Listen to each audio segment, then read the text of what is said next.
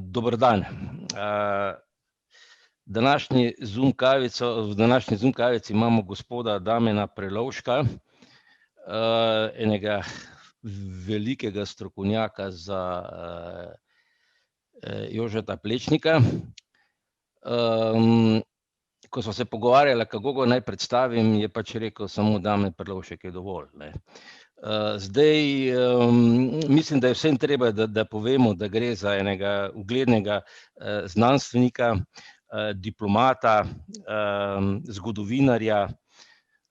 Poznamo ga predvsem po Plečniku, je pa pomemben tudi za raziskavo 19. stoletja, umetnosti 19. stoletja, nenazadnje je bil pa tudi kanuist, a ne. In celo to, bom kar prvo vprašanje začel kar s tem. Doktor Damjan Prelovšek, dajte malo povedati, kako je to bilo na Olimpijskih igrah 72. A se še kaj spomnite? To je že zelo daleč nazaj, tako da mislim, da se komaj še spomnim, da sem to delal, ampak nekaj časa sem se res ukvarjal s športom, ja. Takrat tiste olimpijske igre je vsem nam, ko smo starejši, a ne, nam je ostalo predvsem v spominu po tistih teroristih palestinskih, a ne. Pa me zanima čisto, a ste kaj vi takrat občutili takrat? Mi smo tam stanovali točno nasproti tega izraelskega stanovanja, kjer so bili ti izraelski športniki. Jaz sem bil pravzaprav svojo vožnjo na Augsburgu, kjer se to dogaja, zelo razočaran in sem potem šel čim prej domov, tako da to se je pa zgodilo en dan potem, ko sem bil jaz doma. Tako da se tega prav dosti ne morem spomniti, samo poznam iz časopisov in tako naprej. No, sej nisem mislil, da bova zdaj se okrog tega pogovarjala, ne, ampak ko sem se pripravljal na ta pogovor, ne, sem tole zasledil, pa sem rekel, navsezadnje vsi vas sprašujejo o Plečniku, Plečnik gor, Plečnik dol, ne, ampak navsezadnje ste vi tudi v bistvu pomembni, ne, ta 19. stoletje. Moram reči, da pravzaprav tukaj v tej športni karieri jaz nisem prišel do 5. mesta na svetovnem prvenstvu in to je vse. Upal sem včasih, da se mi bo tudi kaj drugega posrečil, ampak se mi na žalost ni. Ja, no, dobro, sej. Ker mi imamo tudi precej olimpijcev med slepimi in slabovidnimi, a ne? Ja? Ja, tudi imajo tudi priznanja, medalje, tudi svetovnih prvenstev, seveda to je paraolimpijski šport. Ja, seveda. Tudi dodatek k pokojnini. Ja, no dobro, o tem bomo drugič. Skratka. To sem rekel kot priznanje. Tako. No in v glavnem, kaj pa tale vaš prispevek 19. stoletja, tu ste raziskovali, preden greva k Plečniku, a ne, da ima še toliko obdelava. Mene je predvsem zanimala arhitektura, imel sem tudi Herderjevo štipendijo, bil sem na Dunaju. Tudi tam sem bil 2 semestra pri takrat zelo uglednih profesorjih na Dunajski univerzi. Ko sem se vrnil, sem pač se s tem ukvarjal, to se pravi z 19. stoletjem. Šel sem pa tudi včasih malo del v 18. stoletje. To je bil moj glavni interes, to se pravi umetno-zgodovinski stroki. Tako da kaj drugega vam pravzaprav o tem ne bi znal povedati.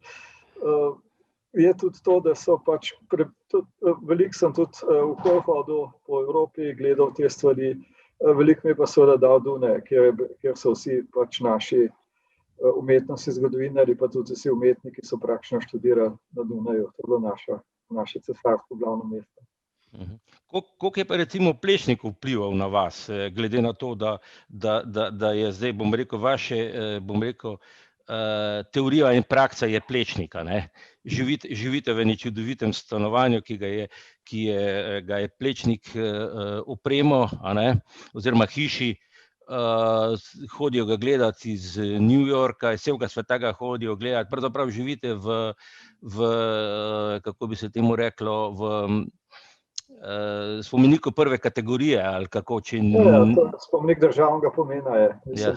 Kar seveda pri nas nič ne velja, ampak je pač tako označen. Treba reči, da pravzaprav moj star oče je bil mestni gradbeni direktor in je s Plečnikom sodeloval.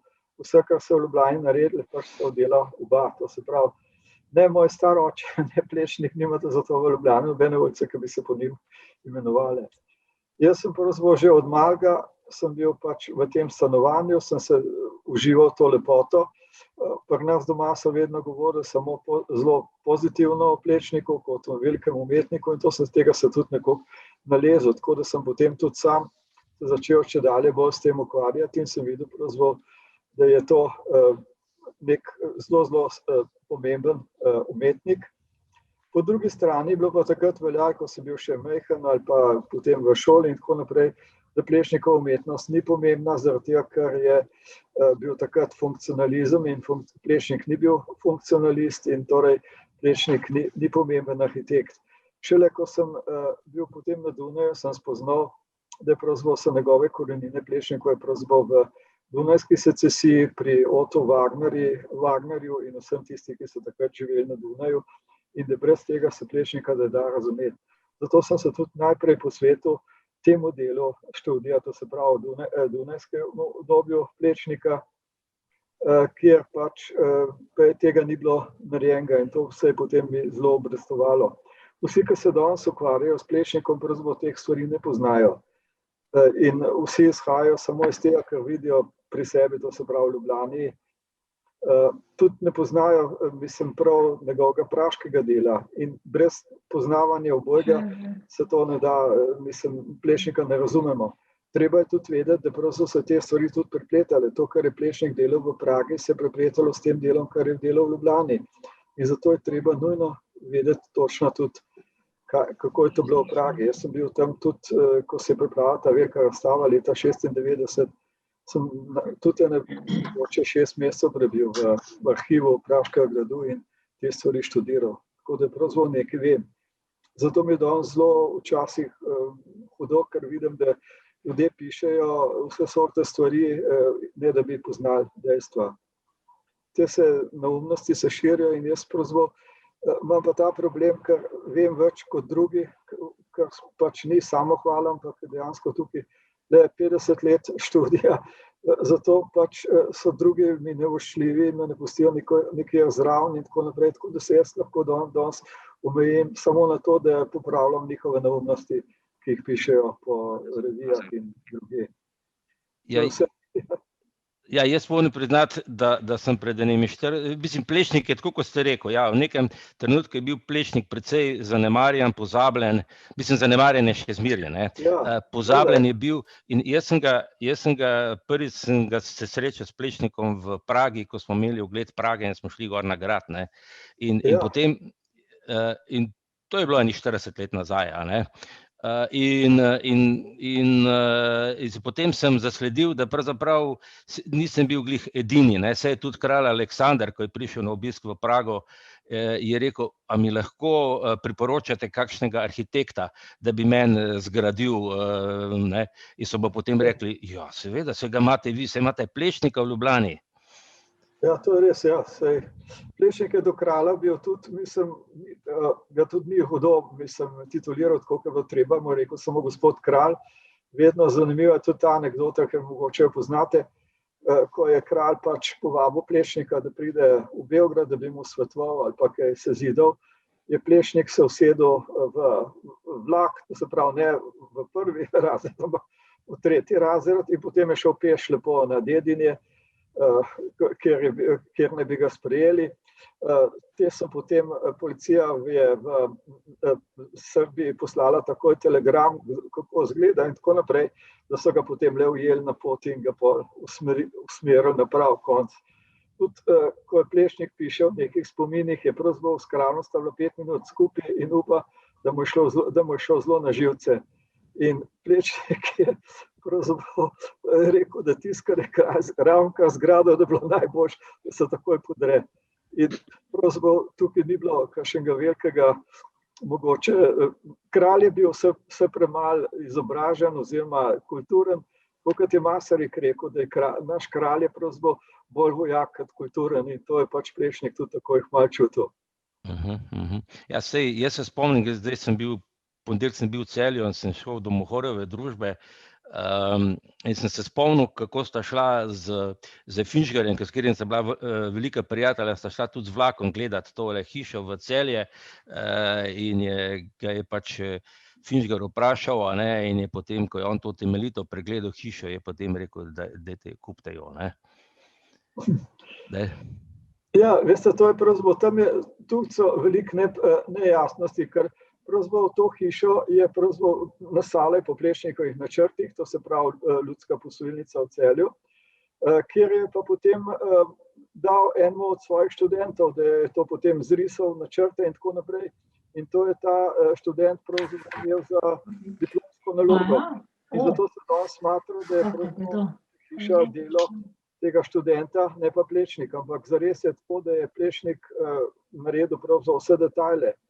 To je tudi znana anekdota, mislim, da je bil to arhitekt Ravnikar, delal diplomo in je potem profesor Vurnik temu oporekal, da tam ni nekaj dobrega in tako naprej, na kar je arhitekt Ravnikar rekel, da to so vse črte do zadnje, so Plečnikove, da to ni nič njegovega na tej diplomski nalogi.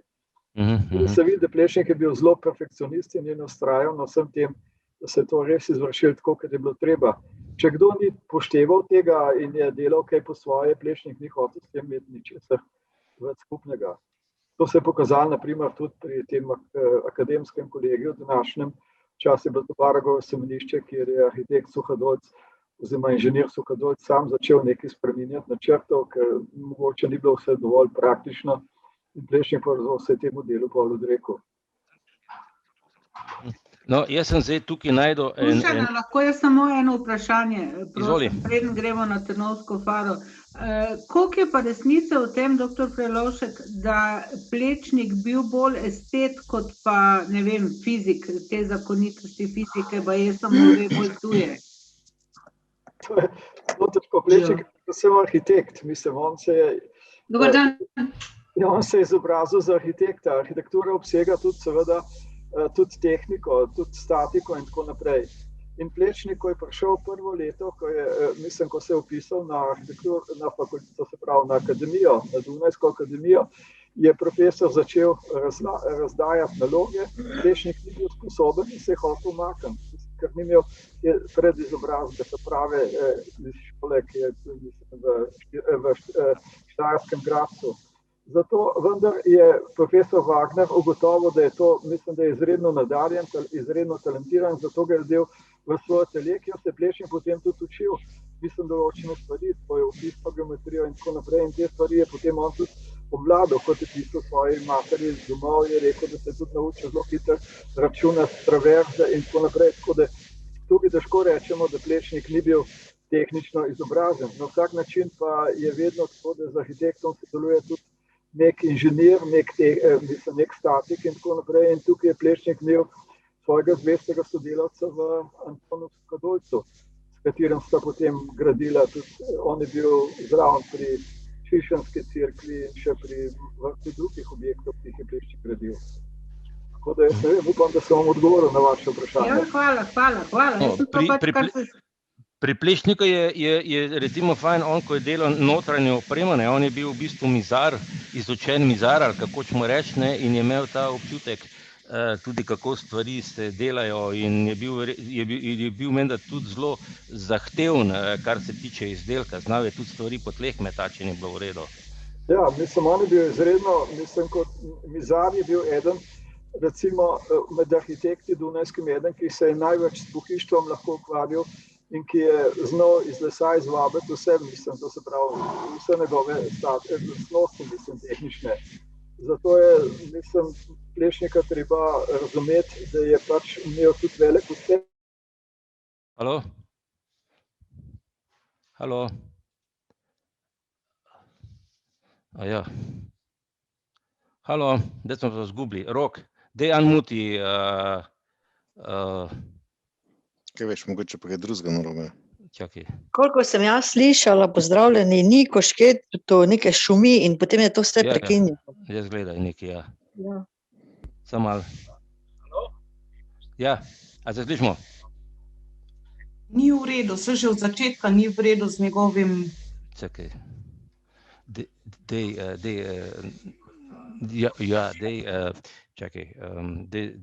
Gorga, dej naj...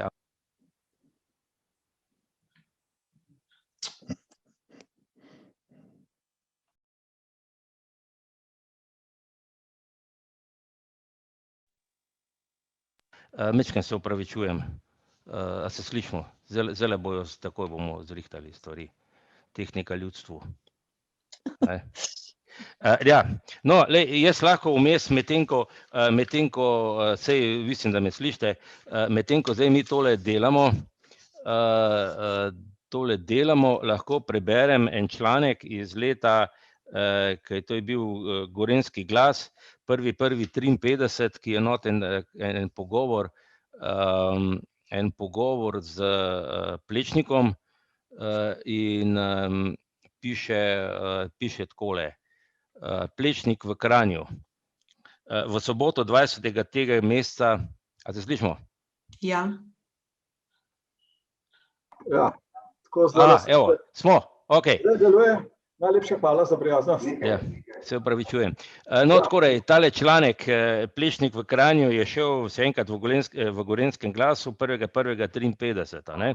In mislim, da kar dobro opisuje Plečnika. V soboto 20. tega meseca nas je obiskal mojster arhitekt Jože Plečnik in si ogledal skoraj dovršeno fasado Prešernovega gledališča, za katero je dal svojo zamisel domačinu arhitektu Jocifu, ki jo je tudi srečno realiziral.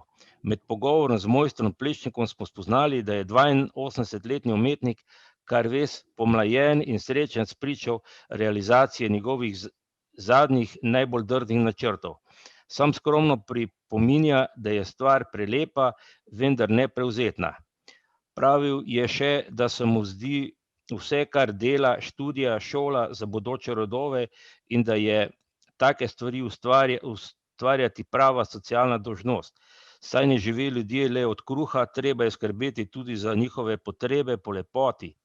Življenje mora biti plemenito in da je dobrota za skupnost, če se je ustvari umetnina. Pravi, da nam bo ostal še zvest, pravkar se dokončujejo dela v bivši Šifrarjevi gostilni na Titovem trgu. Ves lokal in vsa oprema bo izdelana po Plečnikovih načrtih. Zdaj, gospod Damjan, še prej, ko sem vas vprašal okrog tega, da je celo znal vrsti stvari po tleh, če ni bil zadovoljen. Ja, to je ta zgodba, mislim, ta anekdota obstoja, mislim, da je Plečnik prišel pravzaprav v delavnico bratov Žmuc, tam so mu pokazali nek kelih, ki so ga delali po njegovem načrtu, Plečnik ga pogleda, vzame v roke, pogleda in ga vrže pod mizo. Brez besed, vsi so vedeli, treba to stvar na novo narediti, da ni tako, kot se je to on zamislil. In tukaj je bil Plečnik zelo natančen vedno pri izvedbi in pravzaprav vzgoje tudi celo vrsto obrtnikov, ki so pač to znali spoštovati. Danes pravzaprav tega ni več, ampak Plečnikova, mislim, ta natančnost je privedla do tega, da imamo mi danes veliko stvari, ki jih drugi nimajo. To se pravi, lahko bi rekli, da imamo teh liturgičnih predmetov bistveno več. Mislim, da tukaj smo pravzaprav, bi lahko rekli, prvi na svetu v tem raznolikosti liturgičnih predmetov, ki jih je Plečnik izdeloval in tem bogatstvu tega njegovega duhovnega obzorja. Tega nima nihče drug. Rekli ste tudi, zadnjič v nedeljo sem prvič slišal, da je tudi delal za tole, da je izdelal ali je hotel izdelati za to zadnjo olje, ali kako je že. Ja, to je bilo pač, Plečnik je naredil tudi en komplet to se pravi za posledno maziljenje, ki bi ga lahko nosil duhovnik s seboj. Mislim, to bi bilo, tak komplet je bil sestavljen iz križa in 2 posodic za to olje, sveto olje. In to je pač Plečnik si sam zamislil. Cerkev, uradna cerkev pri nas pa tega ni priznala, ker je bila pač dosti tradicionalna, ampak dosti vemo, da so to bile genialne stvari, ki jih nima nihče drug. In da smo lahko ponosni na to, kaj vse je Plečnik delal. Treba je tudi vedeti, mislim, če že govorimo o njegovem liturgičnem posodju, da je Plečnik tukaj naredil zelo veliko različnih prototipov. Predvsem pa je šlo za to, da je prav pri zadnji večerji je verjetno Kristus uporabljal, mislim, pivsko posodo, ki je bila pač iz keramike narejena, kot so bile takrat vse. Ker keramika ne more obstajati, mislim, ker ni trajna in tako naprej. je cerkev potem to dala, zapovedala, da to mora biti iz kovine, iz neke plemenite kovine. Plečnik je tudi prvotno pivsko posodje bilo tako, da je bilo spodaj zašiljeno, da se ga lahko postavili ali pa zapičili v pesek, ali pa je bilo na pocevnem podstavku, to se pravi, da je bila ta kupa ločena od podstavka in plečnikovi keliki so narejeni na ta način, da je pravzaprav ta zveza še vedno nakazana. Tukaj gre pravzaprav za neko metamorfozo vsega tega, kar je pač bilo v antiki narejenega, pač antične keramike. In Plečnik je to odlično obvladal in tukaj smo pravzaprav lahko rečemo že spet prvi na svetu, ki imamo nekaj takega. Plečnik je bil zelo duhoven človek oziroma virna. Izredno, ja. To so pozabili povedati, midva se danes pogovarjava na Jožefovo, ker je pač on rajši praznoval god kakor rojsten dan. To je pač, ker sva zamudila vse termine, ki so povezani z Plečnikom, 7. januarja se je rodil, 23. je umrl, ali obratno? 23. je bil rojen, ja. Aha, 7. pa. In potem sva rekla, bova pa na Jožefovo naredila pogovor. Cirko ga je tudi predlagala za Blaženega, Ja. prav zaradi tega, ker je bil toliko poduhovljen in on je imel med duhovniki tudi ogromno prijateljev, recimo s Finžgarjem sta bila izredna prijatelja in jaz... Mislim, je treba še vedeti, že prej so bili drugi, tako je bil Franc Unterhofer je bil na Dunaju, tisti, ki je gradil cirko Svetega duha, potem je bil, Aleksander Titl, je bil v Pragi nekdo, ki je gradil cirko Praško-Plečnikovo, potem je bil Vodanovič, ki je bil v Zagrebu, tudi eden od njegovih prijateljev, bil frančiškan, ki je pač bil tudi zaslužen za to kripto, ki se je zgradil v Zagrebu. Potem bi lahko rekel še, da je imel tudi med bosanskimi, to se pravi frančiškani, svoje prijatelje in tukaj je pravzaprav lahko rečemo, da je Plečnik lahko stvari delal samo, če je imel neko zvezo z investitorjem. Če se je dobro ujel, z investitorjem, so tudi vse te stvari imele neko veliko vrednost. Drugače se pravzaprav teh stvari tudi ni loteval. To je, recimo, omenil sem tega frančiškana Josa Markušiča, ki je bil pač nekaj časa tudi župnik v Beogradu in je bil zaslužen za opremljanje cerkve Svetega Antona, ki je Plečnik gradil. Plečnik je celo rekel, da njegov duhovni oče pravzaprav je bil praktično njegov brat Andrej, ki je bil duhovnik in ki je bil zelo, bi lahko rekel, neka zelo globoka duša. In Plečnik po njegovi smrti je imenoval pač Markušiča in rekel, vi ste moj drugi Andrej. In tako naprej, kot veste, tudi kot se že omenil, seveda je bilo tudi to prijateljstvo s Finžgarjem, ki je bil njegov sosed, po katerem je tudi trenutno, mislim, da je še vedno neka razstava v Plečnikovi hiši o teh dveh, kako sta se med seboj spoštovala in kaj je vse nastalo iz te zveze prijateljske. Ja, jaz se spomnim, ko je Finžgar nekje piše, ko je Plečnik umiral 5 let pred njim, kako sta tam sedela, Plečnik je bil že ves onemogel, že ni mogel govoriti, Finžgar je pa tudi oglušel, je bil že tudi čisto gluh, in potem sta se samo gledala tam ob posteli. Finžgar je oglušel predvsem zaradi tega, ker je bila takrat, na Mirju zbombardirana njegova hiša in od tega poka pravzaprav je on takrat oglušel med drugo svetovno vojno. Ja, to smo imeli, ker smo imeli z Bogatanjem, smo imeli pogovor o Finžgarju, tako da smo obravnavali to 150-letnico rojstva Finžgarja. Ja, seveda, jasno. Vse Plečnik mu je pa tudi opremal, tudi v Makalonco in pa, kot veste, je, tista znamenita luč, ki je v prezbiteriju cerkve v Trnovem in še marsikaj drugega, tudi bila posebni svečnik, ki je, da je še vedno na razstavi, ki ga je Plečnik naredil v spomin na, to se pravi, na Finžgarja. In pravzaprav pa tudi lahko rečemo, da je začetek cerkve na Barju je pač povezan s Finžgarjem, ker je Finžgar to želel in potem je to nadaljeval, po Finžgarjevem upokojitvi je to nadaljeval Plečnikov nečak mislim, Karel Matkovič, ki je potem to dokončal.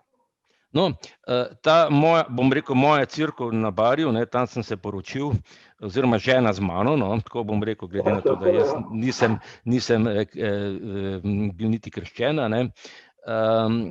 No, in tam je bil en črni župnik, črni vas s črnim psom, ki mu je bilo ime Kara, tako smo se, tam so precej, zdaj so jo precej obnavljali, ampak so naredili precej škode, ne. Veste, kako je, jaz na to cerkev ne hodim več, mislim, zato, ker bi se samo zjokal lahko. Odkar je, mislim, to prevzela iniciativa domačinov, mislim, so not navlekli tolikega kiča in nepotrebnih stvari in tako naprej, ki motijo, ki uničujejo to preprostost, Plečnikovo prvinskost in to se mi zdi velika škoda. Mislim, da je tam zraven tudi Zavod za varstvo kulturnih spomenikov, je pravzaprav velika žalost, ker te se po ničemer ne vtikajo v celo zadevo, dopuščajo se in pravzaprav Zavod za spomeniško varstvo pri nas nič drugega kot pogreben Zavod za spomenike. Ja, sej tole, no, sej to, ko sem bral ene intervjuje z vami, ne, piše, da ko ste bili na ministrstvu, ste bili direktor direktorata za kulturo. Za kulturno dediščino, ne, da ste uspeli urediti dosti stvari, ampak tole za varstvo kulturne dediščine vam pa ni uspelo. Ne, poglejte, mislim, danes ni nikoga, ki bi imel neko avtoriteto. Časi, ko je bil France Stele, ki je bil tudi dober prijatelj Plečnikov, ki je bil on edina avtoriteta na Slovenskem, te so že zdavni minili.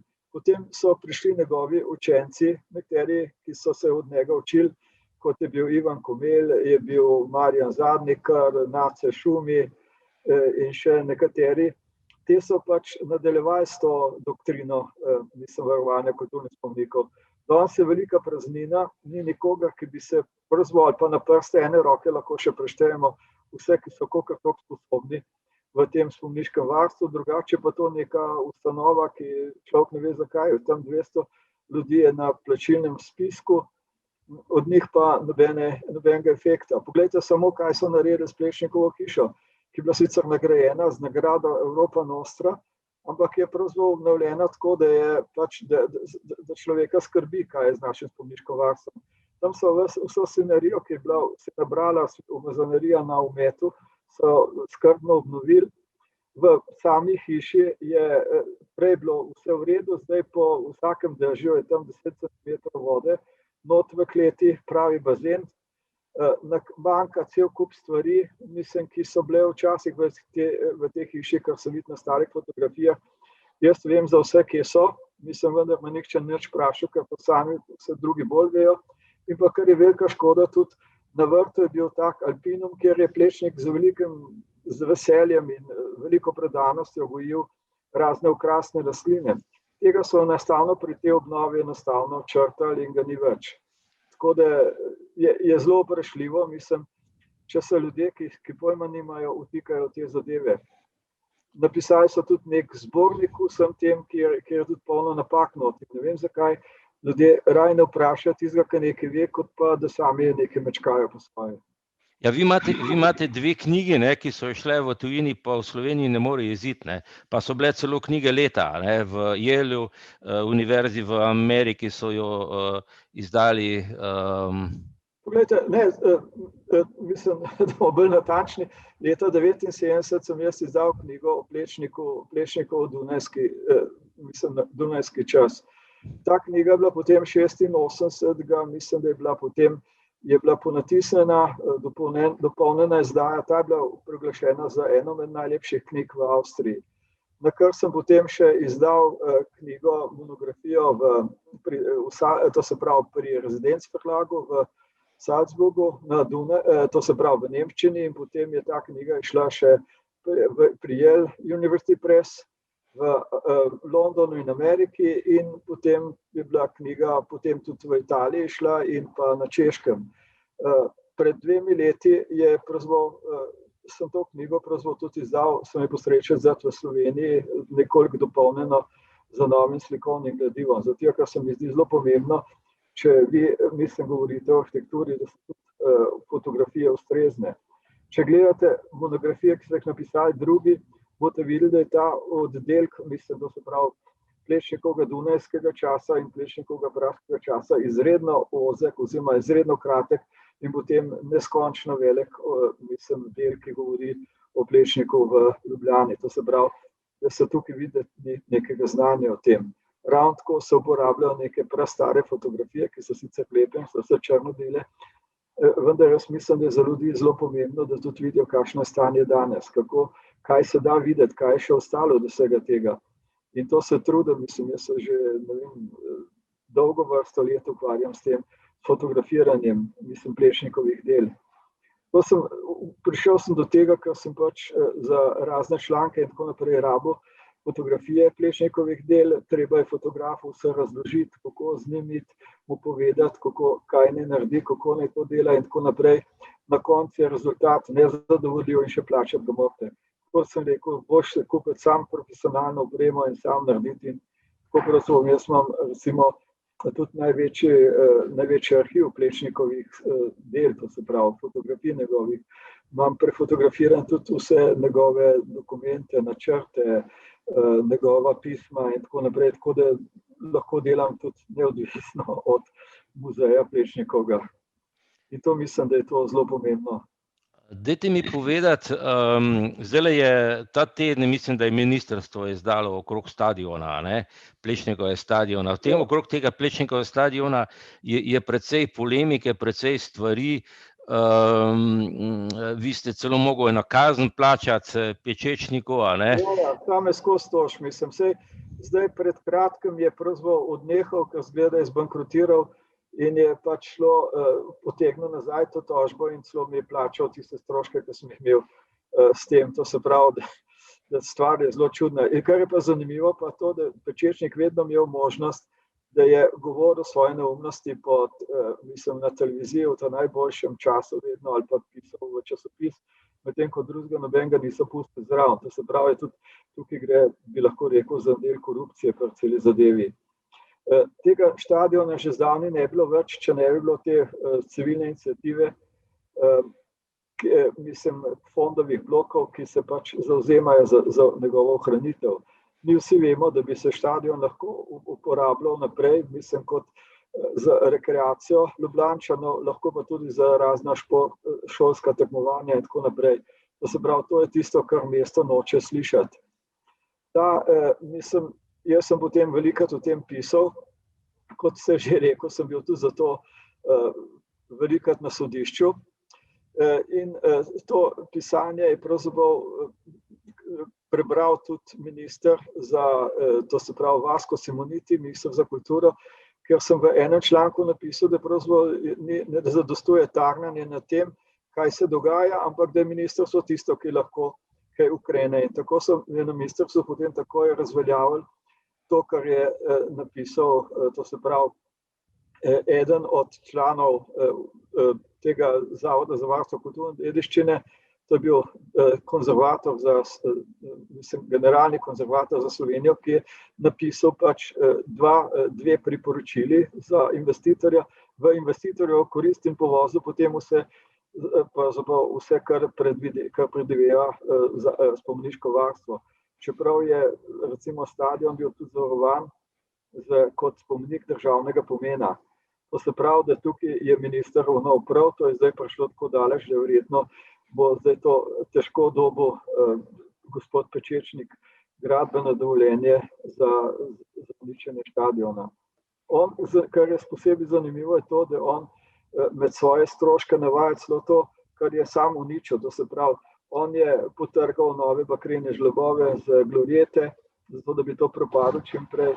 Odpeljal je, mislim, vso drenažo na štadionu, tako da se je to zaraslo in tako naprej. In to seveda tudi štel med svoje izdatke, ki naj bi mu jih država povrnila.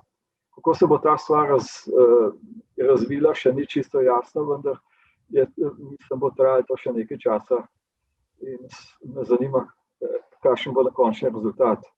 Ja, jaz sem z enim sem se pogovarjal, ki stanuje v teh fondovih blokih in je rekel, jaz sem podpisal, da se strinjam, zato ker nam je Pečečnik obljubil, da nam bo fasado obnovil, na koncu se pa lahko zgodi, da bomo ostali brez teh vrtov in fasade. No, seveda, zdaj jaz ne vem, kako vam bo Pečečnik, kako bo to v redu, saj tudi njegova stvar je to. Mislim, vi poznate Pečečnika tudi potem, da je bil zelo držljiv, da je privedel ne vem koliko mask iz Kitajske, ki jih je dal za lastno ceno, nisem nikoli nič ni zaslužil.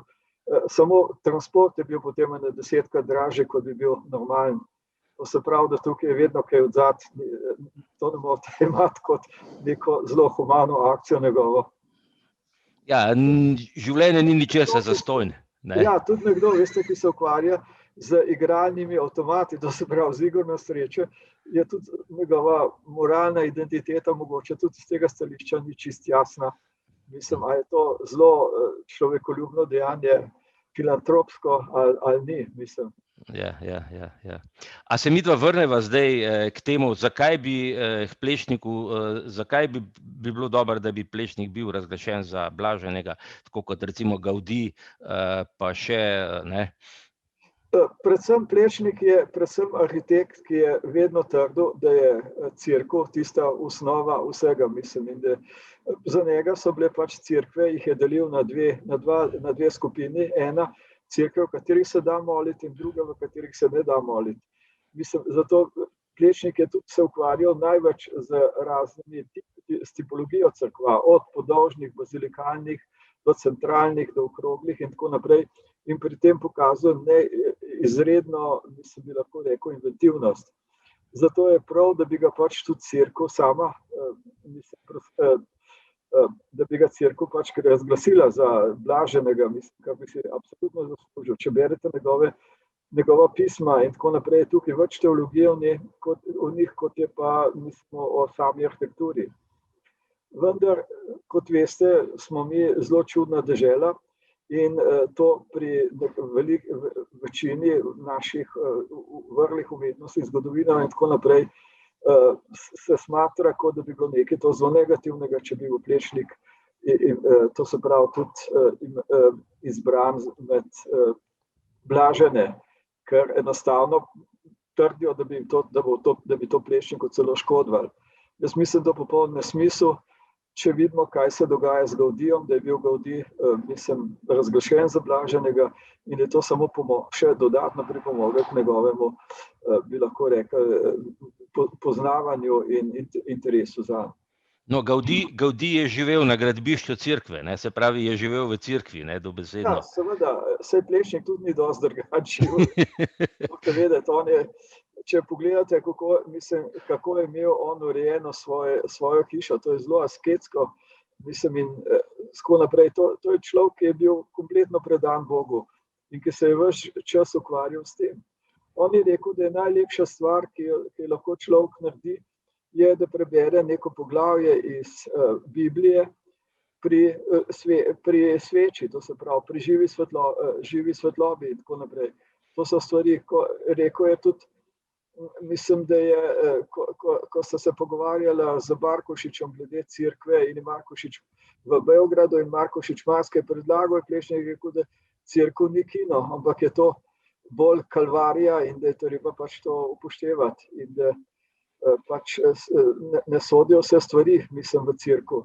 Ko mu je Markošič predlagal, da bi pač pod ometom dali to tako imenovano rabic mrežo, to je neka kovinska mreža, s katero se potem omet prime. Je Plečnik rekel, da to pravzaprav je, da se bo Bog zelo navdušil nad to njegovo idejo, da bi se uporabila ta rabic mreža in tako naprej. Plečnik je vztrajal na teh s klasičnimi materiali in tako naprej. Trdil je tudi to, da v cerkvi človek rabi predvsem neko varnost. To se pravi, zanj niso bile vse te moderne konstrukcije, ki so bile zelo ekstravagantne in lahko rekel transparentne. To zanj ni bil ideal. Zanj je bil ideal cerkev, v kateri se človek lahko zbere, v kateri lahko moli. Zato so tudi njegova prva stvar je bila, da je vzpostavil ta stik med duhovnikom in cerkvenim občestvom. To se pravi, bodi si na ta način, da je ta oltar v Šiški praktično bolj na sredini cerkve, kot bi bil nekje, mislim, v kraju. Po drugi strani pa imamo cerkev na Barju, ki je postavljena prečno na vhodno os. To se pravi, da so vsi verniki lahko zbrani čim bližje duhovniku med mašo in tako naprej. To so vse stvari, ki so pač, bi lahko rekli, revolucionarne v moderni sakralni umetnosti, ki izhajajo vse iz starokrščanske miselnosti, ki jo je Plečnik potem znal adaptirati tudi za naš čas. To je tako imenovana slovenska cerkev, ki je prečna. On je nekako tako imenoval, ne? To je Plečnik že leta 6 na Dunaju hotel uresničiti. Zdaj je to seveda preveč revolucionarno, da bi jo takrat uspel narediti. Mislim, da je šlo za Dunajsko predmestje Lizing.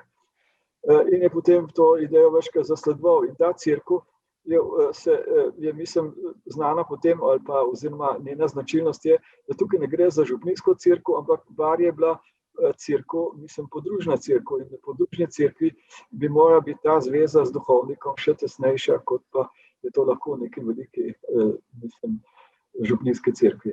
No, za barjansko cerkev oziroma cerkev v Črni vasi svetega Mihaela, deva povedati za tisti, ki jo ne poznajo, da je res nekaj posebnega. V tem smislu, ker je zgrajena na Barju, je od spodaj župnišče, od zgoraj je pa cerkev. In zato, ker je pač bila to menda filozofija v tem smislu, da župnišče lahko poplavi, cerkev pa ne sme, ne? To čistko. Ja, ni tako. To slišim, ampak verjetno si Plečnik s tem ni predvidel. On je tudi nameraval imeti nek nasip najprej okoli cerkve, da bi tam bilo več poplav. Treba je pa redeti nekaj drugega, da je pravzaprav, ker je to na barjanskem terenu, je Plečnik pravzaprav rabil 350 pilotov, to se pravi, ki so bili 7 do 8 metrov globoko zabiti v to, mislim, v blato, na katere šele so potem postavili kamnite temelje in ta kamen so dovažali po Ljubljanici iz Podpeči, kjer je bilo. In da je potem cerkev bila zgrajena, spodnji del je pač ta je zgrajena iz kamna, ker pa pravzaprav tisti stavbenik ni znal tega narediti, tako kot se Plečnik želel, je Plečnik začel tudi mešati potem v prvem nadstropju že rdečo opeko v ta kamen, ker je to poživel to fasado. To se pravi, da ta cerkev ima še neko prednost, da je pač narejena iz najcenejših materialov. To se pravi, tukaj so bile uporabljene cevi za kanalizacijo, ki jih je imela mestna občina, iz katerih je Plečnik naredil stebre, ki so pač seveda znotraj dotrjačani in navzven poslikani. Ta cerkev ima zgrajene tudi vogale, mislim 4 vogale in pa srednji del, mestni del je pa zapolnjen z deskami. To se pravi že spet najcenejši način, ko je bilo sploh mogoče. Strešnike so tudi delali sami, ker so pač bili cenejši in so jih pač vlivali v betonske kalupe in so jih potem na ta način montirali. Ta cerkev je pravzaprav, bi lahko rekel, pravi biser slovenske moderne, novejše ali pa moderne arhitekture. In je prava škoda, da se prav nihče ne skrbi, pač da spomniško varstvo popolnoma indiferentno do tega, da to pravzaprav imajo vse iniciativa je pač v rokah domačinov, ki so zdaj navlekli not nek plastičen kip Plečnika, tam so zaprli neki dohod na kor z nekim že spet novimi vratci, ker bi zatvali samo neka vrvica ali pa kaj takega. Potem so naredili novo spovednico, ki je izgleda tako, kot da bi bila Plečnikov, zares je pa nek ogromen zaboj, ki je v tej cerkvi in tako naprej. Tukaj dnevno se pojavljajo nove in nove izboljšave Plečnikovega dela in kar je velika škoda, da mi ne znamo varovati niti tistega, kar mi dejansko imamo, katero imamo prednost praktično pred drugim, predvsem svetom. Kaj pa Bogojina? Tam je dozidal, podobno, kot je naredil tukaj v Šiški. V Šiški vem, da so imeli probleme z vlago, pa je potem kar še en prostor zraven naredil stopnice. Nekaj podobnega je tam razširil cerkev v Bogojini, V Bogojini moramo reči, da pravzaprav ta cerkev je izjemno dobro vzdrževana, kar je, mislim, redkost pri nas. To je gospod dr. Zvir, ki je župnik, pač zelo skrbi za to stvar in se tudi zaveda tega, mislim, kaj ima. Ta cerkev je posebna, zaradi tega, ker je pravzaprav gre za prizidek k stari cerkvi. In ta prizidek je, mislim, iz sistema stare cerkve je Plečnik povzel tudi, to se pravi, naredil ta mere tega novega prizidka. Tako lahko recimo dve obočni poli stare cerkve so veljale za mersko enoto, ki je Plečnik potem dvakrat podaljšal in s tem je dobil dolžino same cerkve. To se pravi, slavolok, njegova, mislim, velikost njegovega slavoloka je bila potem upoštevana tudi pri dimenzijah prezbiterija in tako naprej. To se vidi, da je Plečnik izredno spoštoval vse, kar je bilo pred njim narejenega in ni hotel podirati teh stvari, ker je vedel, da je pač imajo to neko bogatstvo in je te stvari samo razširjal. To je že spet tukaj enkratna stvar. Tudi Plečnik je prvotno mislil narediti cenejše, mislim, stebre v cerkvi, ampak se je potem pokazalo, da so domačini pripravljeni, mislim, tudi preskrbeti iz podpeškega kamna in je bil Plečnik ves navdušen, da so domačini sami hoteli to imeti. Po drugi strani je tam v cerkvi uporabil tudi keramiko, to se pravi lokalno keramiko, ki je v Prekmurju zelo razvita in tako imamo na stropu celo vrsto teh krožnikov, ki so jih domačini naredili. Plečnika je zelo presenetil tudi to, naprimer, ko je šel k nekomu, k nekemu pečarju ali pa oziroma keramičarju, da bi ga prosil, da to naredi, mu je ta rekel, da pač on to lahko naredi, ampak da njegov sosed zna še boljš narediti kot on. In to je bil Plečnika zelo presenetil, da so ti ljudje tako pošteni in pripravljeni pomagati. In tukaj, kar je zanimivo pri tej cerkvi, je tudi to, da je Plečnik prihranil veliko materijala na ta način, da je stene lahko naredil tanjše, zato ker je cel sistem znotraj uprt, mislim, na steber in na loke. In s tem načinom je on pravzaprav tudi rešil to cerkev. Po drugi strani je stara cerkev praktično v celoti ohranjena z prezbiterijem, z starim zvonikom in tako naprej. Plečnik je samo prizidal nov zvonik, ki že spet nadaljuje to oblino prezbiterija, apside prezbiterija, je pravzaprav povzel s tem novim zvonikom in tako naprej. Mislim, tukaj je cela vrsta idej not, ki so enkratne, na katere pravzaprav smo lahko ponosni. Ja, jaz se spomnim, ko je vaš prijatelj Tomaž Valena imel eno predavanje o Plečnikovih nerealiziranih projektih, in je pokazal primer ene cerkve v Tuhinjski dolini, ko je bila porušena in je potem, kako je to pol Plečnik genialno hotel narediti. Ja, samo to morate vedeti, da pač, ko so bili načrti narejeni, so potem čez noč razstrelili te ostanke te cerkve, zato da se ne bi to zgodilo. Mislim, tudi vedno, ko so gradili cerkev v Stranjah, je vedno bil nekdo tam, mislim, ki je in prav, da so pač tudi kmetje, ki so sami pač prinašali material in tako naprej, so bili vedno pol še šikanirani od policije in tako naprej. Takrat ni bilo to tako enostavno, kot se človek predstavlja, mislim, ker je bilo veliko tega ideološkega nasprotovanja ravno tako Plečnikov. Tudi Plečnika so samega hoteli spraviti iz to se pravi za univerze, da ne bi več učil in tako naprej, ampak so se zanjega zavzeli pač nekateri njegovi študenti, tako da je ostal, da je praktično Plečnik, praktično skoraj do svoje smrti je bil zaposlen kot profesor na fakulteti za arhitekturo. Pa partizanske spomenike je delal, tudi. Ja, seveda, to je tudi, mislim, ko so, lahko beremo v enem obvestil Trnovske župnije, kako je bilo, mislim, anekdoto, ki je pravil Karel Matkovič. To se pravi, funkcionarji, politični funkcionarji iz Trnovega so hoteli naseliti neko cigansko družino v Plečnikovo hišo, kjer Plečnik živel s svojim nečakom Matkovičem in je pač so trdili, da pač te klerikalci, da nimajo, da imajo dosti in da jih bojo malo utesnili in tako naprej.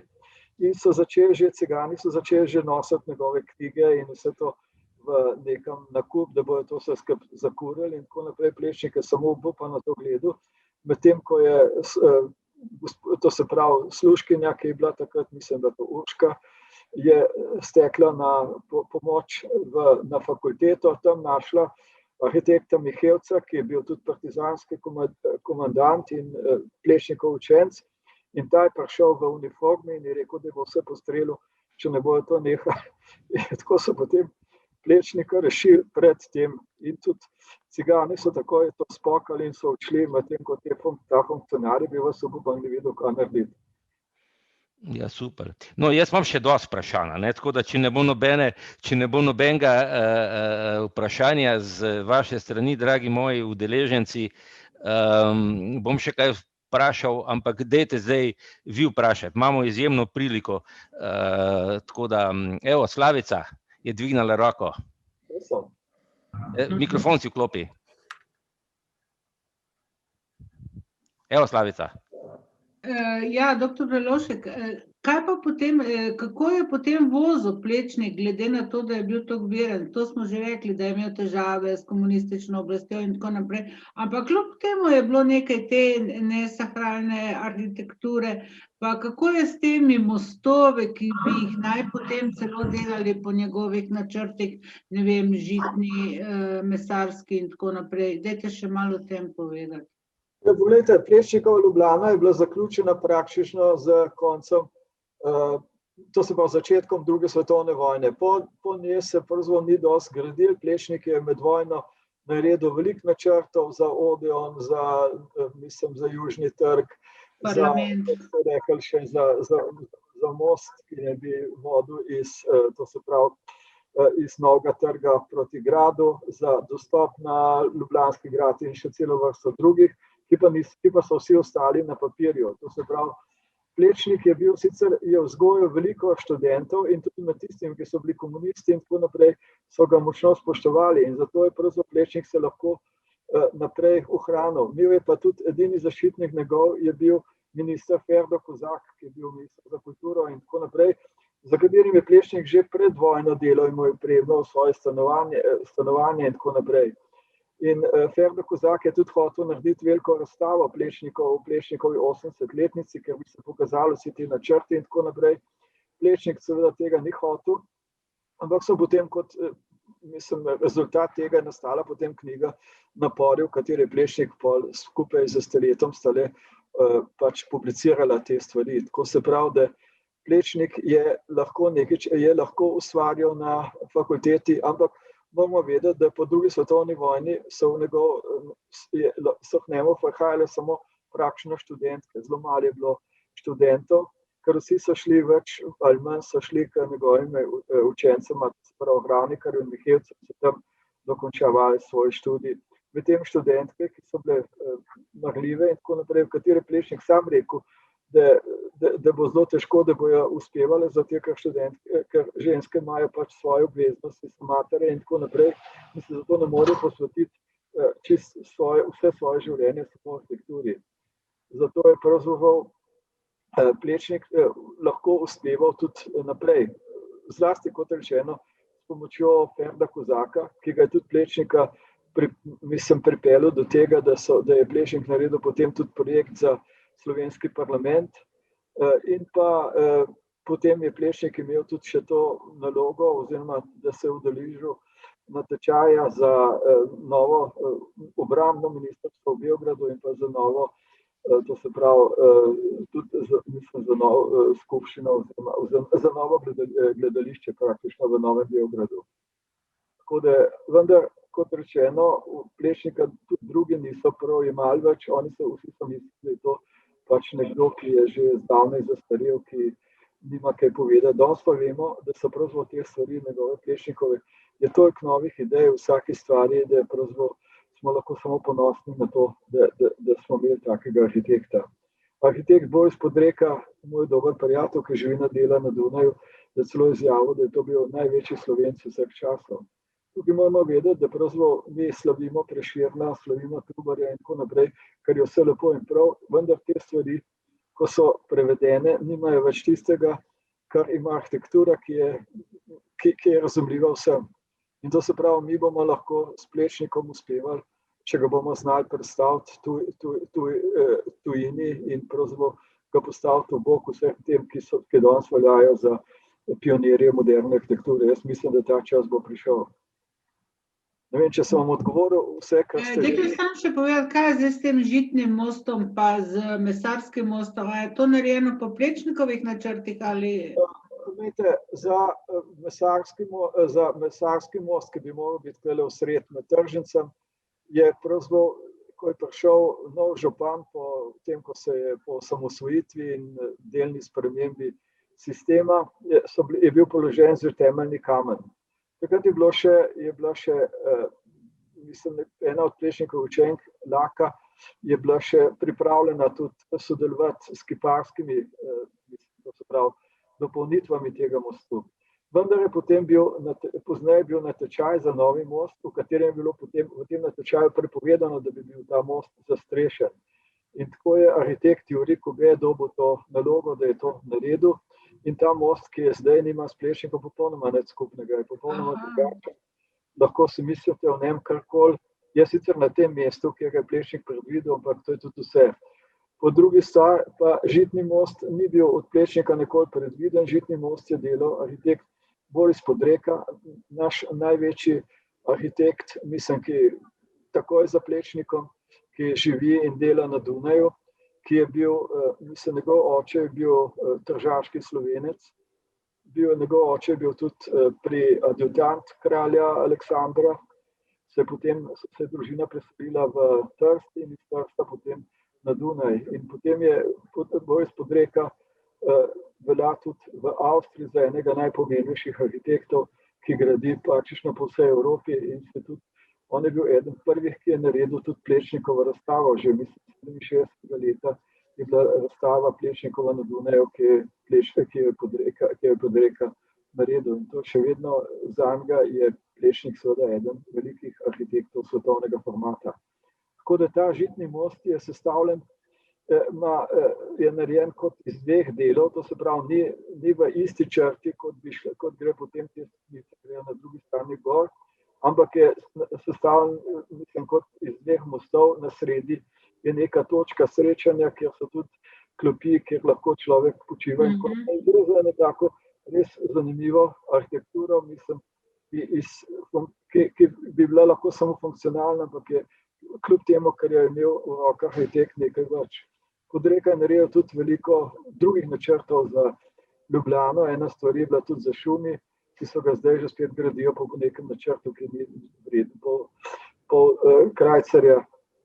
In pač delal je potem še tudi v Piranu in pa še v Mariboru in še marsikje druge. Brane. Hvala. Ja. Izvoli, zdaj bo tvoja prva beseda, bo verjetno končno, a ne?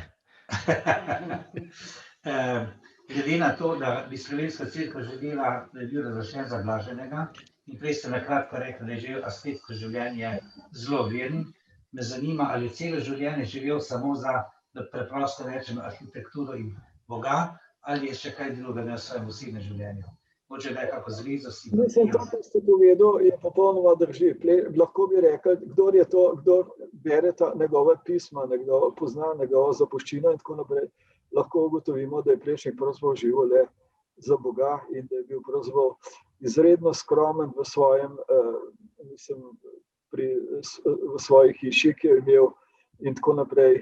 Tudi morate vedeti, da pravzaprav Plečnik nikoli ni računal nobene stvari, delal je načrte za ston, zato je bil tudi velik naval, njegov atelje, mislim, tudi njegovo šolo, vendar se je Plečnik vzel to možnost, da je potem vse, ki se niso držali tega, kar je on narisal, tudi ni hotel več priznati za svojo arhitekturo. Tako da Plečnik je bil pravzaprav neke vrste asket, prava izjema med arhitekti.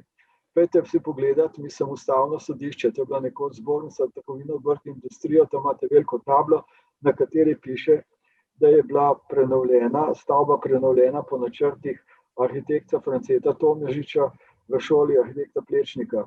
Vendar, kdor to ve, pozna in kdor pozna tudi te načrte, kar so ohranili in tako naprej, boste vedeli, da je za zadnje črte vse Plečnikovo delo, da pa je Plečnik to svojim učencem tudi včasih svoje dela odstopil na ta način, da jim je pomagal, da so pač lahko potem naprej sami delovali. In tukaj pravzaprav se kaže tudi ta širina tega našega arhitekta. Katarina je Okay. rekla, da bo vprašala nekaj. Dober dan, gospod Prelovšek. Mene pa predvsem zanima, kakšen je bil Plečnikov odnos do žensk in ali kaj veste iz njegovega zasebnega življenja v tem smislu, ali se je pri njemu prepoznalo kakšne osebne značilnosti, ki so mogoče tudi vplivale na to, da je bil tako dober arhitekt. To pomeni nadpovprečne sposobnosti. Ja, vse to je zanimivo vprašanje, mislim, da vam odgovorim. Plečnik je bil večkrat zaljubljen, to je pravzaprav v pismih zvemo nekaj o neki Karoli, za katero ne vemo, kdo je to bila. Po drugi strani se je hotel poročiti z nečakinjo svojega, to se pravi za sestro žene svojega mecena Johana Evangelista Caherla na Dunaju, ki je bila zelo, mislim, občutljiva za to in ga je znala tudi spodbujati pri delu. Potem poznamo to njegovo, mislim, navezanost na Pepinko Kovakževo, to je bila gospodinja na šoli, mislim, ki mu je tudi gospodin na šoli v Pragi, ki mu je tudi gospodin doma Plečniku.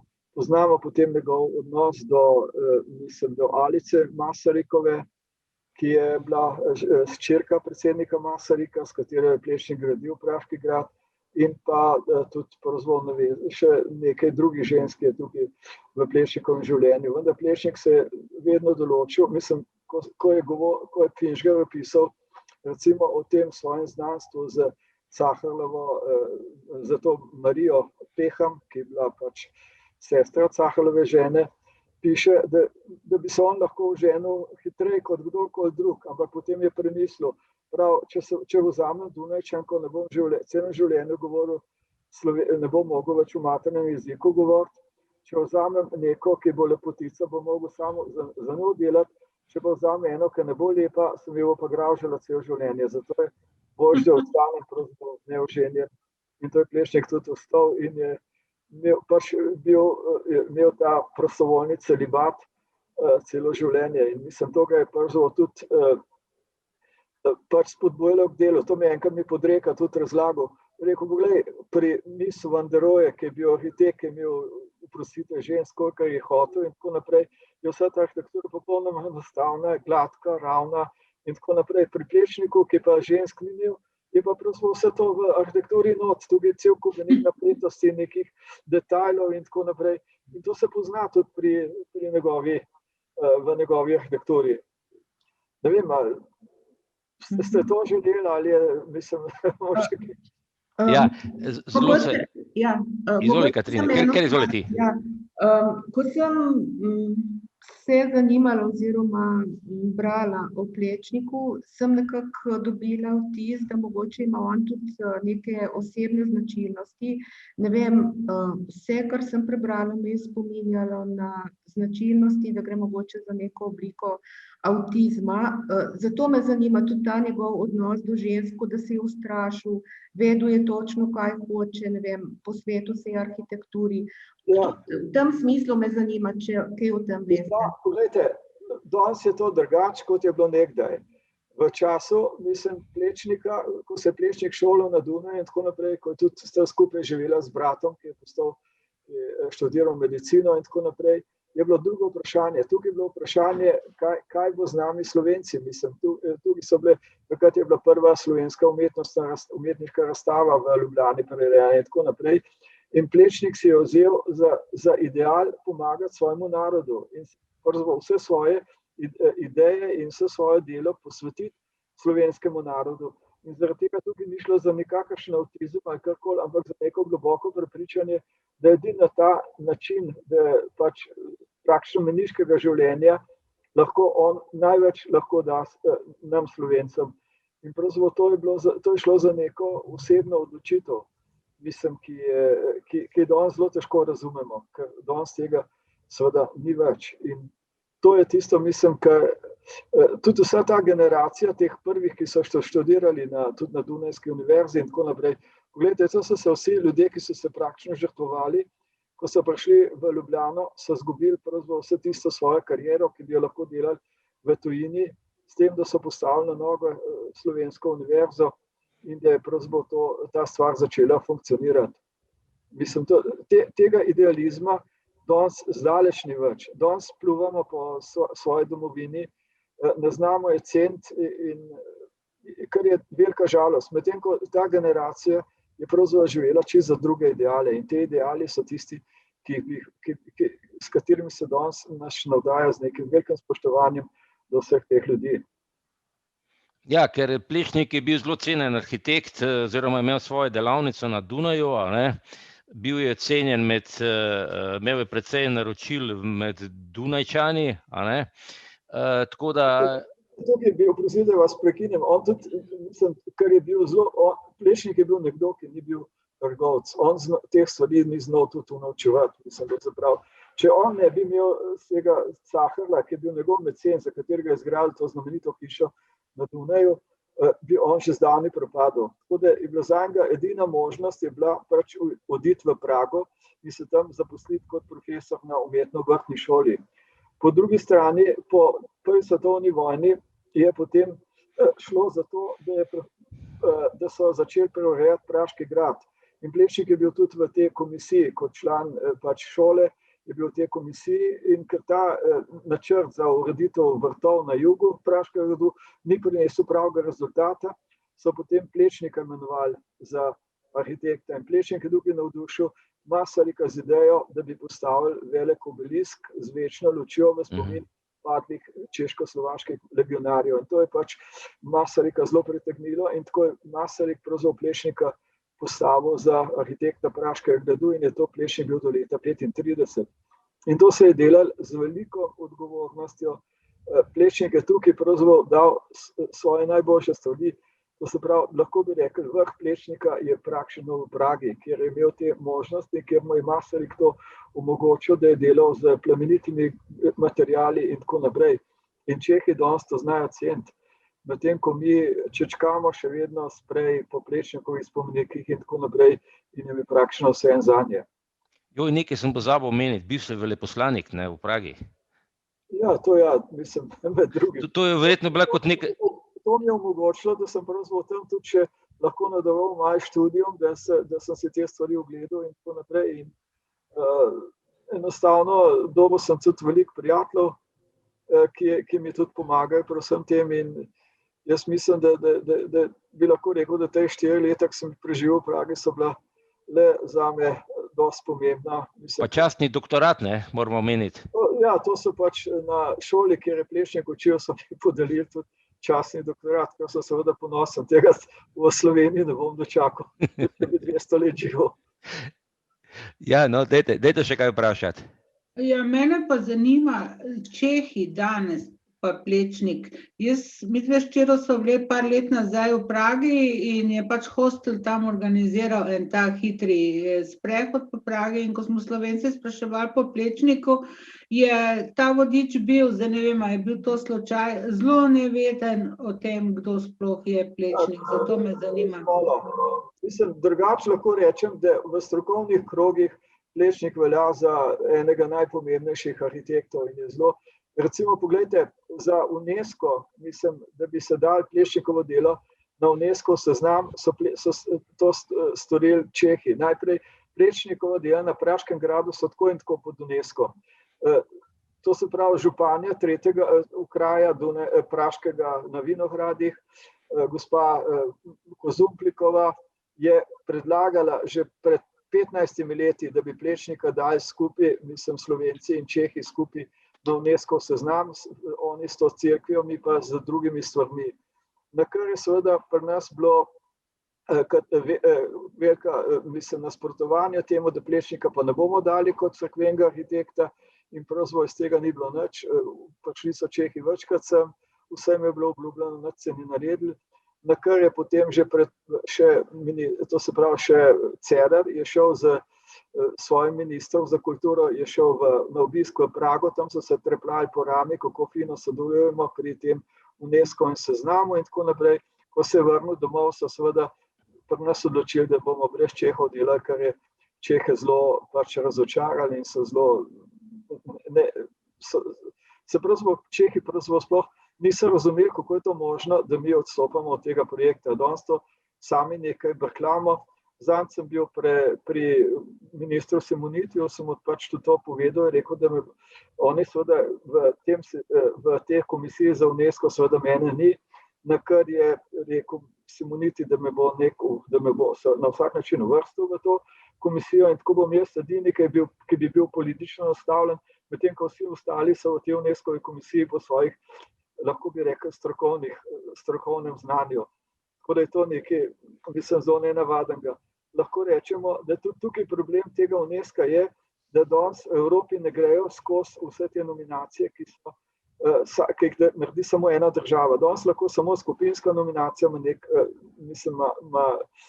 neko vizijo na uspeh, medtem ko če se države same predlagajo, to ne gre nikamor. Mi smo to priložnost zamudili in zdaj lahko čakamo, kdaj bo nova priložnost. To ni seveda odvisno od nas in zato je pač bi bilo dobro, da se že spet povežemo s Čehi ali z Avstrijci, ki imajo cerkev, z Beograjčani in tako naprej, da to za neko skupinsko nominacijo, ker drugače ne bomo prišli daleč. To je ta zadeva, mislim, da se pri nas raje kregamo, kot pa da bi stopili skupaj in bi nekaj skupaj naredili. Super. Še kdo kako vprašanje? No, je Zlatko tukaj. Zlatko, izvoli. Pri gradnji je imel Plečnik Zorad tale kamen podpečan, podpeči, ne? Ja. Podpeški. Ja. Podpeški marmor. On je Plečnik je, poglejte, če greste v Ustavno sodišče, to se pravi Zbornica trgovine, obrt, industrijo, ki je bila nekdaj, tam boste videli, da je Plečnik uporabljal vse domače kamne. Predvsem je to podpečan, ki ga je imel zelo rad, podpečan, to ni uradno, to ni marmor, ampak je to apnenec, ki ima zelo tako zanimivo žilnato strukturo.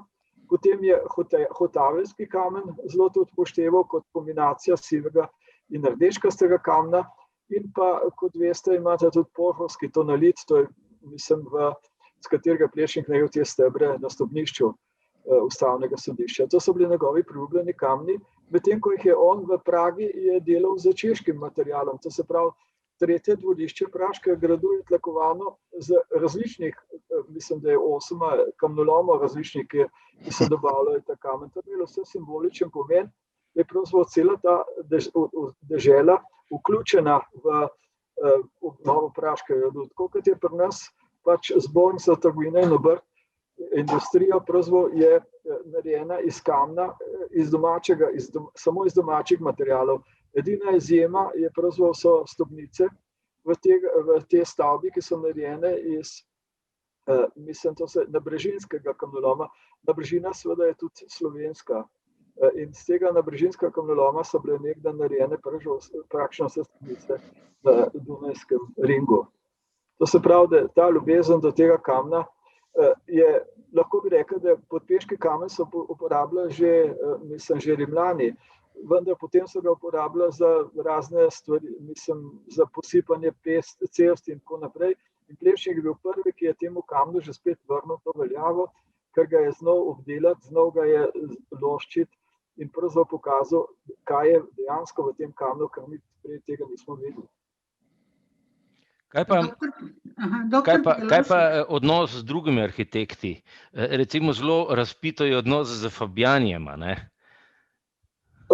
Poglejte, Fabjani je bil nekdo, ki se je vedno rinil v ospredje. Mislim, on je bil tudi v času, to se pravi, ko je Franc Ferdinand, naslednik sestavil vlado v senci, je bil Fabjani njegov kulturni minister.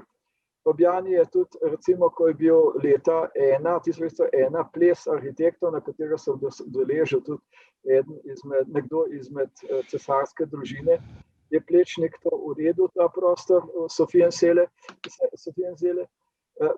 Fabjani je bil cel večer, je okoli pač nabiral vse razne zveze, medtem ko Plečnik sedel ves večer v sobi komiteja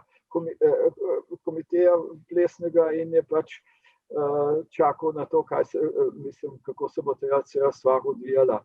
Tukaj se vidi, da sta bila pač po značaju, oziroma bi lahko rekel, po temperamentu in karakteru sta si bila različna. Vendar Plečnik je seveda bil tudi malo nevoščljiv, ker je Fabjani po potresu obnavljal Ljubljano, mislim, skupaj z županom Hribarjem, medtem ko nam se nihče ni spomnil takrat, ki je bil tudi arhitekt, bi tudi lahko marsikaj naredil. Vendar kot je bilo potem, ko so leta minevala in sta se potem že spet po dolgem času spet videla, sta se seveda sta bila velika prijatelja in sta se spominjala, kako je nekdaj to bilo na Dunaju. To se pravi, da Plečnik ni bil nikoli nasprotni Fabjanju, vendar je drugače deloval. Mislim, Fabjan je naredil nekaj zelo pomembnih stavb, druge si jih je naredil zelo, bi lahko rekel, z levo roko, medtem ko Plečnik se je pri vsaki stvari mučil z vsako in je dal vse svoje najboljše, kar je znal, pač vložil v vsak svoj projekt. To je bilo, bi lahko rekel, da Plečnik in Fabjani sta bila pravzaprav nedvomno pionirja slovenske moderne arhitekture. Takoj, Slavica, predno ti dam besedo, samo še eno vprašanje, ko je Plečnik bi moral postati naslednik Otto Wagnerja. Zdaj, bojda ni zato, ker je imel slovanske korenine in tako naprej. Ampak če malo špekulirava, kaj bi se pravzaprav zgodilo, če bi pa postal Plečnik naslednik? Glede, ta stvar, mislim, Plečnik je verjel v to, da on zaradi tega slovanstva ni nikoli postal. Drugače je bil vzroki so bili popolnoma druge. To se da ugotoviti iz aktov v vojnem muzeju na Dunaju, kjer je ta vojaška pisarna Franca Ferdinanda, kjer je spravljena in kjer so vsi ti dokumenti. Iz teh dokumentov gre za to, da Plečniku je, to se pravi, v prestolonasledniku je bil trn v očeh Otto Wagner s svojim modernizmom. To se je tudi zgodilo pri cerkvi na Steinhofu, ko so jo, mislim, ki je Otto Wagner zgradil, je pač prišel tudi na otvoritev Franz Ferdinand in je Wagnerju rekel, da pravzaprav,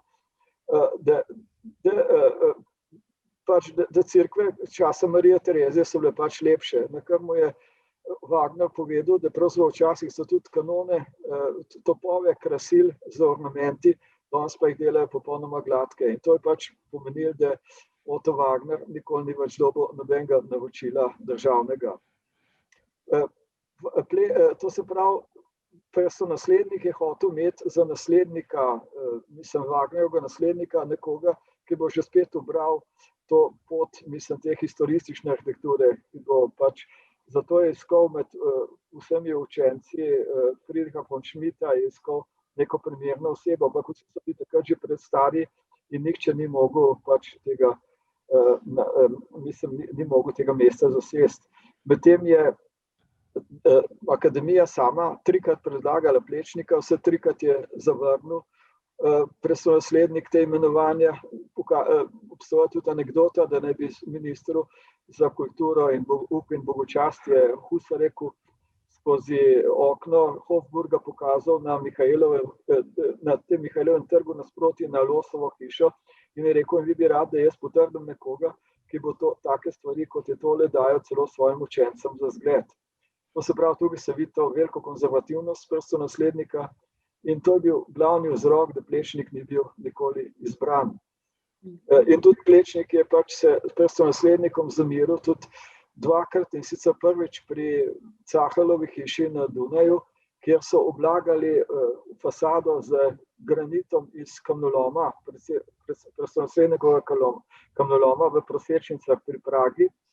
In ker dobava plošč ni šla, ker je pač šel direktor tega kamnoloma, to se pravi prestolonaslednikovega kamnoloma na poročno potovanje, je Plečnik skupaj z Cahalom sta prišla vsa desna na Češko in sta pač zahtevala, da se potem ta kamnolom začel primarno delati za dokončanje Cahalove hiše na Dunaju. To je seveda prestolonasledniku prineslo tudi neki izgube finančne, ker so mu druge stvari zastale. Druga stvar pa je bila gradnja cerkve na Dunaju, kjer so seveda potrebovali neko podporo finančno, vendar je prestolonaslednik rekel, da je pravzaprav to mešanca konjskega hleva, Veneringa templa in turške kopeli in hotel, da se pač cerkev naredi kot klasična bazilika za stebri. Tukaj se je Plečnik zelo bi lahko pogumno pogumno odzval in je rekel, da tega ne bo naredil. In s tem se je dokončno zameril prstolonasledniku. In to so bile pravzaprav glavne točke, zakaj se pravzaprav Plečnik ni postal naslednik Wagnerja. Po svoje je to pač sledila je Prva svetovna vojna in Plečnik je potem se lahko uveljavil v Pragi in verjetno, če bi ostal na Dunaju, ne bi nikoli doživel te slave, kot je naživel potem v Pragi za svojim delom, za Masarykom, s katerim so si postala velika prijatelja, ker je bil Plečnik edini, ki je bil sposoben pravzaprav Masarykovo filozofijo prenesti v kamen in v gradivo na Praškem gradu. V redu, bomo počasi končali. Slavica, Slavica, jaz se seveda. hočem sem za piko na i povedati, da sem imela to čast pa srečo, da sem delala, da sem svojo delovno dobo preživela v Plečnikovi stavbi. To je DOS, nekdanji državni osegovajoči zavod, kasneje Zavarovalnica Sava in Triglav, tako da sem živela s Plečnikom dolga leta. Tam je, nažalost, je te kapele več ni, ki je bila včasih, Tako je. to je bila katoliška ustanova in ljudje so v glavnem vsi komitenti so prihajali iz podeželja. Zato je pravzaprav bila obrnjena, glavni vhod je bil obrnjen proti železniški postaji, od koder so te ljudje prihajali. In tudi Ljubljančani, ki so šli v nedeljo na izlet, so šli lahko potem zgodnji jutranji maši v to kapelo. Ta kapela je delno predstavljena zdaj v novo cerkev v Dražgošah, kjer ne pride do nobenega do izraza in je pač, kot res sem videl nazadnje, je precej zanemarjena ta stvar, nažalost. Tam je ohranjen pač oltar te kapele. Ok, hvala Slavica. Ja, neč, jaz bi končal, ker danes moram biti ob 5 v Celju, ko imamo otvoritev, tako da me prevoz že čaka. Skratka, jaz se vam zahvaljujem, gospod Damjan Prelovšek. Bi še kaj za na konec povedal? Ne vem, če boste kdaj ko želeli, karkoli z veseljem, mislim, pridem in se pogovorimo še kaj. No, jaz mislim, da bi bilo fajn, ja, zadevo, da se še dobimo. Skratka, če nima kdo nihče več, jaz bi tukaj končal. Hvala vam, da ste prišli in se vidimo naslednji petek.